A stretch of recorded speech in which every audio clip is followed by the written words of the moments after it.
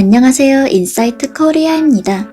중국에서는 4000년에 한 번 나올까 말까한 비주얼, 중국 전역이 열광하는 톱 배우도 중국권 패스하고 한국선만 찾다가 딱 걸렸습니다. 최근 한국 드라마의 한류 열풍이 심상치 않습니다. 일본, 중국 등 아시아 등지뿐 아니라 세계 각국에서 한국 콘텐츠를 찾고 있는데요. 기발한 스토리와 한국만의 유쾌한 정서, 개성있는 배우들의 연기가 돋보이는 한국 드라마와 영화는 이미 전 세계에서 인정받고 있습니다. 미국 CNN에선 넷플릭스의 아시아 성장 배경에는 한국 드라마가 있다고 전했는데요. CNN은 넷플릭스 한국 오리지널 킹덤을 비롯한 K 콘텐츠가 한국을 넘어 해외에서도 성공하고 있다고 보도했죠. 또 일본 아사히 신문에선 5페이지나 되는 주말판 별지를 통해 한국의 드라마, 영화, 음악 등이 전 세계를 석권하고 있다 라며 한국 콘텐츠의 힘을 인정했습니다. 상황이 이렇다 보니 한국 배우들은 물론 한국 드라마 제작사를 향한 러브콜 역시 뜨거운데요. 하지만 한국과 역사 왜곡, 문화 공정 등으로 논란이 있었던 중국 등의 국가에선 한국 드라마 등 한국 콘텐츠가 법적으로 허용되지 않습니다.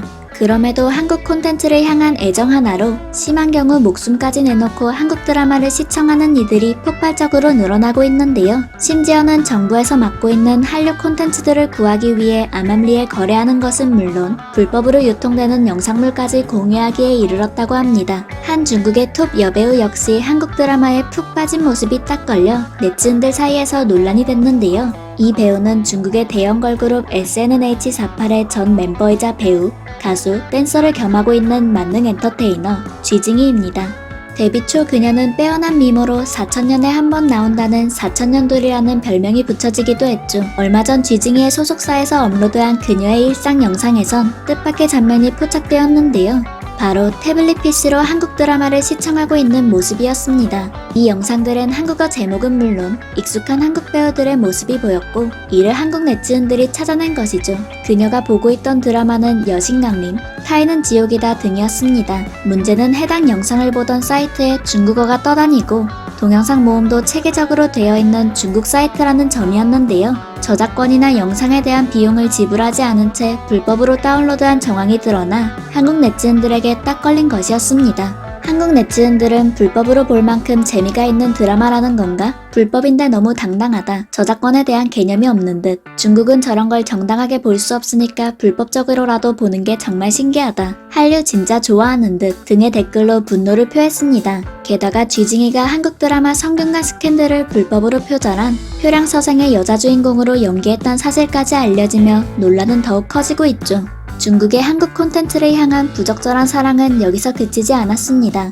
최근 한국에서 가장 핫한 드라마 펜트하우스2의 내용과 관련된 베로나는 죽지 않았다 라는 해시태그가 중국 SNS 웨이보에서 실시간 검색어 1위로 등장한 것인데요. 중국의 웨이보에서 실시간 검색어 1위는 한국 네이버, 다음 등의 대형 포털에서 실시간 검색어 1위를 차지한 것과 다름이 없어 중국 내에서 펜트하우스에 대한 인기가 어느 정도인지 실감할 수 있었습니다. 실제로 펜트하우스는 중국에서 마라맛 드라마라고 표현되며 드라마 스카이캐슬과 유사하다는 중국 현지의 평이 있었습니다. 또 유치하게 느껴지는 스토리와 막장 드라마에 가까운 전개에도 묘하게 계속 보게 만드는 힘이 있다는 중국 네티즌들의 반응이 있었죠. 게다가 드라마가 방영될 때마다 웨이보 실검에 오르는 것은 기본이고 중국 배우가 펜트하우스의 장면을 따라하는 영상까지 공유되고 있는데요. 하지만 여기서 짚고 넘어가야 할 사실은 드라마 펜트하우스2는 정식적으로 중국에 수출되지 않았다는 점입니다. 이 사실이 알려지며 한국 네티즌들은 중국뿐 아니라 동남아에서도 한국 드라마의 인기가 치솟으면서 불법적인 경로로 한국 드라마를 시청하는 점을 문제로 지적했습니다. 2016년 이후 주한미군 사드 배치 논란으로 중국 정부는 중국인들에게 대한민국에서 제작한 콘텐츠, 한국 연예인이 출연하는 광고 등의 송출을 금하는 일명 한한령을 내렸는데요.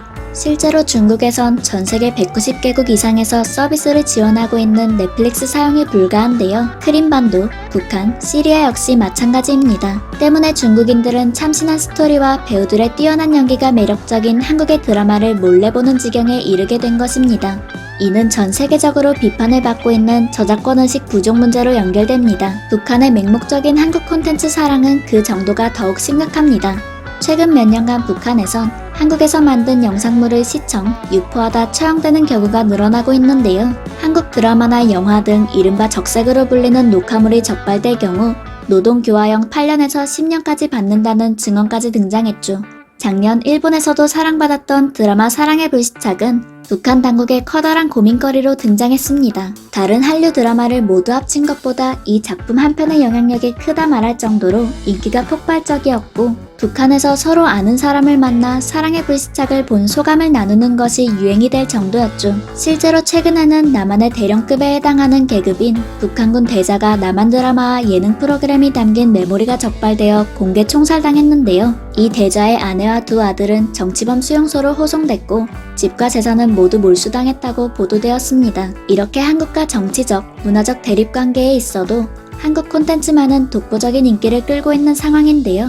일본, 동남아 시장에서도 사랑의 불시착, 사이코지만 괜찮아, 이태원 클라스 등의 최신작은 물론 꽃보다 남자, 응답하라 1988 등 방영된 지 꽤 지난 작품들까지 높은 사랑을 받고 있는 상황입니다. 세계적으로 유명한 베스트셀러 작가 파울로 코엘료는 직접 드라마 나의 아저씨를 언급하며 엄청난 각본, 환상적인 연출, 최고의 출연진에 찬사를 보낸다고 밝혔는데요.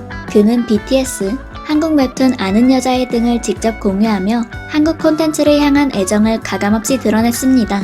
할리우드 배우 세바스찬 로체 역시 나의 아저씨에 대해 나는 한국 드라마의 독창성과 배우, 감독의 수준에 놀랐다. 지금 한국 드라마가 세상을 휩쓸고 있는 건 당연한 일이다. 라고 극찬한 바 있죠. 한국 콘텐츠를 강제로 막고 있는 한편 한국 콘텐츠의 힘을 누구보다도 잘 알고 있는 중국은 막대한 자본을 투자해 자국에선 방영조차 할 수 없는 한국 드라마에 침투하기에 이르렀죠. 한국 드라마에 이른바 중국색을 묻혀 전 세계 시청자들에게 인식을 심어주기 위해서인데요. 하지만 중국이 간과한 것이 있었습니다. 바로 한국인들의 역사의식과 강력한 행동력이었죠. 최근 한국 네티즌들은 역사왜곡 논란이 있었던 드라마 조선구마사의 모든 광고주들이 발을 빼게 했고, 이에 그치지 않고 아예 방송을 송출할 수 없도록 폐지하게 만들었습니다. 덕분에 한국 콘텐츠 시장이 중국 자본으로 더럽혀지지 않은 것은 물론 하마터면 왜곡될 뻔한 소중한 한국의 역사를 지켜낼 수 있었습니다. 하지만 한국 네티즌들은 경계를 늦추지 않고 중국 자본이 대거 침투된 사례들을 언급하며 반드시 주의해야 한국만의 콘텐츠를 지켜낼 수 있다고 경고했죠. 이렇게 목숨을 내놓고까지 훔쳐보게 된다는 한국 드라마의 인기를 알아보았는데요. 전 세계적인 기업들의 투자까지 앞다퉈 이뤄지며 앞으로도 한국 드라마의 성장은 계속될 것으로 보입니다. 다만 한국의 역사를 제대로 고증할 수 있는 작품과 그렇지 않은 작품을 구별할 줄 아는 판별력과 꾸준한 애정과 관심이 필요해 보이네요. 또 아무리 한국 콘텐츠에 대한 사랑이 깊더라도 중국, 북한 등지에서 몰래 유통되고 있는 한국 드라마의 저작권 문제 역시 해결되어야겠습니다. 지금까지 인사이트 코리아였습니다. 감사합니다.